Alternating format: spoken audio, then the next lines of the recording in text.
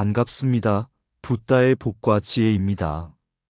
오늘 우리는 보시가 선정 바람이를 낳는다라는 주제로 함께 부처님의 깊은 가르침을 나누고자 합니다. 부처님께서는 인색함과 탐욕을 버리고 베푸는 마음에서 맑고 고요한 선정이 자라난다고 하셨습니다. 이는 단순히 물질을 나누는 행위가 아니라 마음의 번뇌를 씻고 진리의 길을 닦아가는 첫걸음입니다. 우리 모두가 보시의 실천을 통해 마음을 맑히고 그 맑음 속에서 참된 선정과 지혜를 얻는 하루가 되시길 바랍니다. 자, 그럼 보시가 선정 바람을 낳는다. 그 여정을 함께 해볼까요? 한 그릇의 죽. 옛날 마을 어귀에 작은 초막을 짓고 홀로 수행하는 한 수행자가 있었습니다. 그는 매일 새벽 마을을 돌며 탁발을 했지만 겨울이 깊어지자 마을 사람들도 먹을 것이 부족해졌습니다. 어느 날 한 가난한 할머니가 부엌 구석에 남은 좁쌀로 간신히 죽 한 그릇을 끓였습니다. 그 죽은 그녀와 손주가 하루를 버틸 유일한 끼니였습니다. 그때 마침 수행자가 문 앞에 다다르자 할머니는 잠시 망설였습니다. 이 죽을 드리면 오늘 우리는 굶겠구나 하지만 이분은 추위 속에서 하루 종일 수행하실 텐데. 마침내 할머니는 죽을 들고 나와 스님, 부디 이 죽을 공양 받아주십시오 하고 내밀었습니다. 수행자는 두 손으로 죽그릇을 받으며 마음속으로 깊이 기원했습니다. 이 보시의 마음이 탐욕을 씻어내고 이 맑은 뜻이 선정의 씨앗이 되게 하소서. 그날 그는 맑은 마음으로 선정에 들었고 그 선정 속에서 세상 모든 존재가 서로 의지하며 살아간다는 큰 깨달음을 얻었습니다. 며칠 뒤 마을 사람들은 신기한 일을 보았습니다. 그 가난한 할머니 집의 쌀독에는 쌀이 끊이지 않았고 손주는 병 없이 건강하게 자라났습니다. 사람들은 알았습니다. 한 그릇의 죽이 곧 보시였고 그 보시가 선정의 문을 열었으며 선정이 다시 복을 돌려준 것임을. 마른 나무에 꽃이 피기까지. 옛날 부처님께서 제자들과 함께 한 마을을 지나실 때 길가에 한 젊은 농부가 있었습니다. 그는 버려진 논에 마른 나무를 심고 매일 물을 주고 있었습니다. 한 스님이 그 모습을 보고 웃으며 말했습니다. 저 나무는 이미 죽었는데 왜 물을 주고 있습니까? 농부는 대답했습니다. 이 나무는 제 아버지가 어릴 적에 심으신 것입니다. 비록 지금은 죽은 것처럼 보이지만 저는 매일 물을 주며 아버지를 기억합니다.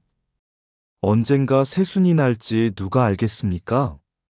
이 이야기를 들은 부처님께서 제자들에게 말씀하셨습니다. 수행과 보시의 길도 이와 같다. 오늘 베푼 작은 선행이 당장은 열매를 맺지 않는 것처럼 보여도 꾸준히 이어가면 반드시 때가 되어 꽃을 피운다. 마음을 바꾸는 일은 마른 나무에 물을 주는 것보다 어려우니 한 번 세운 뜻을 끝까지 지키는 것이 곧 불퇴전이다.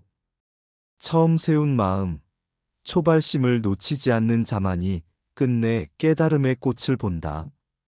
그 뒤로 제자들은 어떤 수행이든 조급히 결과를 바라지 않고 매일 조금씩 마음에 물을 주는 마음으로 정진하였다고 합니다. 보시와 수행은 평생 지속해야 하는 것. 마음을 바꾸는 일은 끈기와 초발심 유지가 필요하다는 점.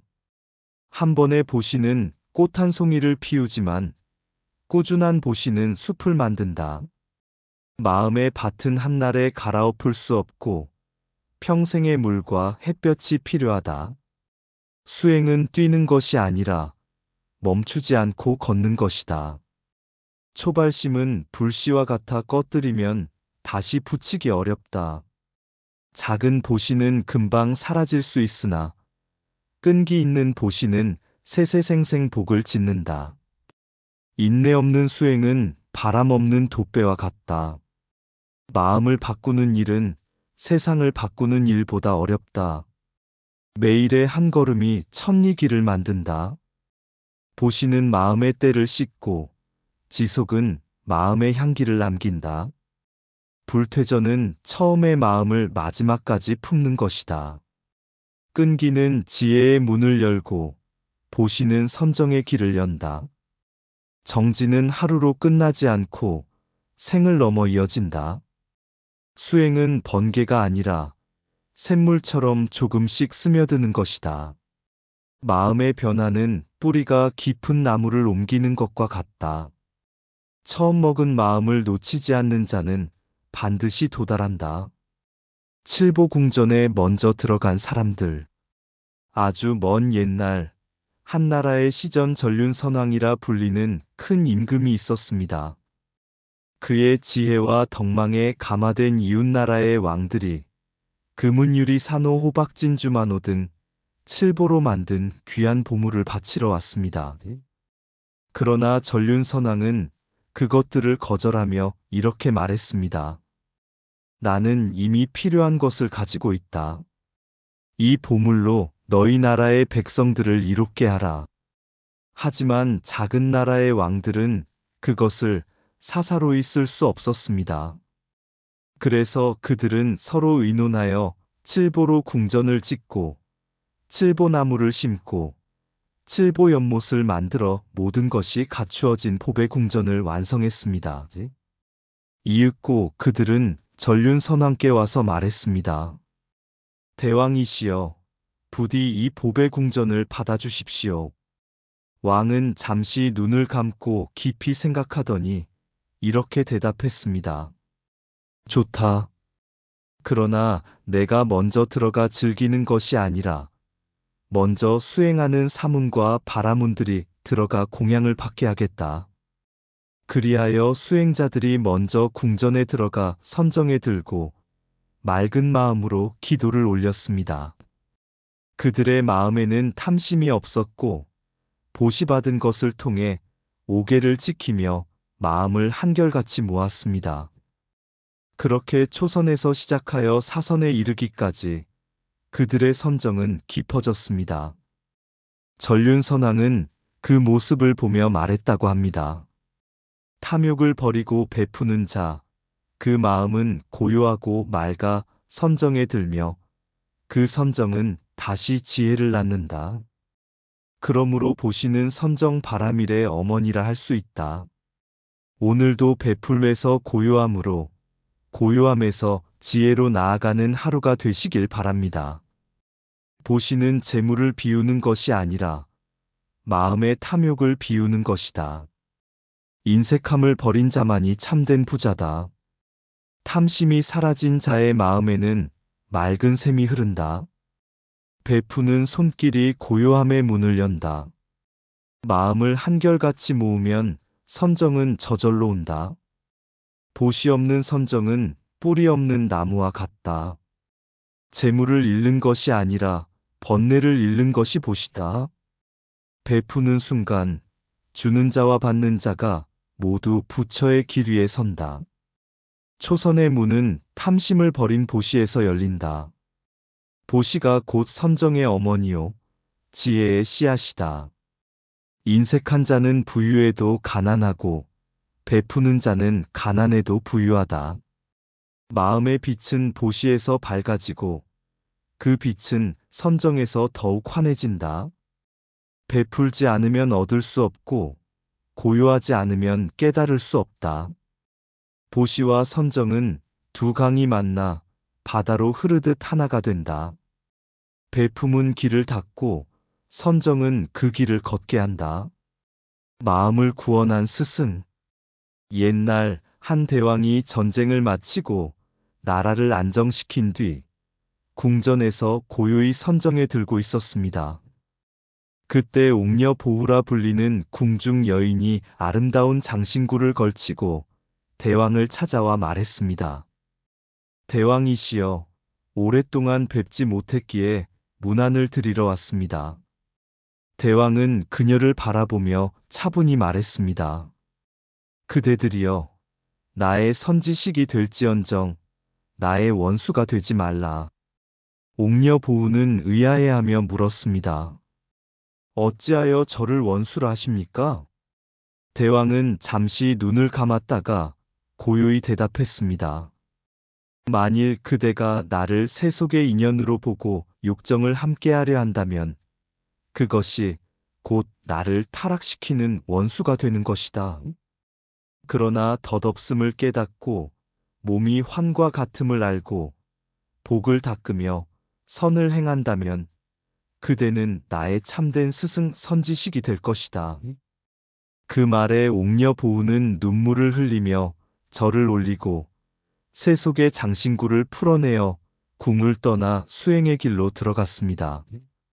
세월이 흐른 후 한산사에서 한 비군이 스님과 노스님이 같은 날 열반에 들었습니다. 그 소식을 들은 사람들은 놀랐습니다. 그 비구니가 바로 옥녀 보우였기 때문입니다. 사람들은 그녀가 대왕의 한마디를 가슴 깊이 새기고 욕망을 끊고 복과 선을 닦아 마침내 해탈에 이르렀음을 알게 되었습니다. 부처님께서는 이 이야기를 들려주시며 말씀하셨습니다. 욕망을 끄는 자만이 참된 자유를 얻는다. 욕정을 벗어난 마음은 그 자체로 모든 이의 길잡이가 된다. 욕정을 끄는 마음이 곧 가장 귀한 장신구다. 탐욕을 버린 이는 가난에도 부유하고 욕망에 매인 이는 부유에도 가난하다. 세속의 인연은 얽히지만 법의 인연은 자유롭게 한다. 욕망을 따라간 스승은 길을 잃게 하고 욕망을 버린 스승은 길을 밝혀준다. 마음의 원수는 밖에 있지 않고 안의 욕망 속에 있다. 욕정을 버린 순간 세상 모든 것이 보시가 된다. 복과 선은 욕심이 없는 자리에서 싹튼다. 욕망의 끈을 놓을 때 자유의 문이 열린다. 진정한 선지식은 욕망을 끊고 지혜를 전하는 자다. 탐욕은 눈을 가리고 자비는 눈을 밝힌다. 세속의 즐거움은 잠깐이고 욕망 없는 평화는 영원하다. 욕정을 버린 마음은 어떤 유혹 앞에서도 흔들리지 않는다. 복과 선을 닦는 일은 마음을 비우는 일에서 시작된다. 참된 인연은 욕심이 아니라 깨달음으로 맺어진다. 욕망을 넘어선 마음이 곧 부처의 마음이다. 연꽃은 진흙 위에서 핀다. 부처님 제세 시절 한 제자가 물었습니다. 세상에는 지혜로운 사람도 욕망 앞에서는 무너집니다. 어찌하면 욕망을 넘어선 참된 스승이 될 수 있습니까? 부처님께서 연못가에 피어난 한 송이 연꽃을 가리키며 말씀하셨습니다. 이 연꽃은 깊은 진흙 속에서 자랐으나 그 더러움에 물들지 않는다. 진정한 선지식도 그러하다. 세속의 욕망 속에서 살아도 그 마음이 물들지 않고 오히려 맑은 향기를 세상에 퍼뜨린다. 욕망을 버리는 일은 세상을 등지는 것이 아니라 그 속에서 마음을 비워 모두를 이롭게 하는 길을 찾는 것이다. 그렇게 사는 자는 제자에게는 스승이 되고 스승에게는 친구가 되며 모든 중생에게는 길을 비추는 등불이 된다. 그 제자는 연꽃을 바라보며 욕망을 버리는 것이 단순한 억제가 아니라 복과 선을 행하는 가장 큰 자유임을 깨달았다고 합니다. 보시가 선정 바람일 낳는다. 한 줌의 쌀, 한 모금의 물도 아깝다 여기지 않는 마음이 가장 넓은 강을 만든다. 주는 순간 내 안의 욕심은 마치 이슬처럼 사라지고 고요한 호수 위에 달빛이 내려앉는다. 남이 먼저 앉게 하고 남이 먼저 웃게 하니 그 마음자리에 선정이 꽃처럼 피어난다. 칠보궁전보다 귀한 것은 탐욕 없는 눈빛, 그리고 부드러운 손길, 그 속에서 나는 나를 잇는다. 한 번의 베품이 천 번의 경전 독송이 되어 마음의 문을 연다. 보시의 길을 걷는 자여, 그 발자국 끝에서 고요히 피어나는 선정 바람이를 스스로 보리수 그늘에서 보리라. 보시는 손의 움직임이지만 선정은 마음의 움직임이라. 이상 붓다의 복과 지혜였습니다. 오늘도 복지 구족한 날 되세요. 구독과 좋아요는 붓다의 복과 지혜를 밝히는 큰 자비의 등불이 됩니다.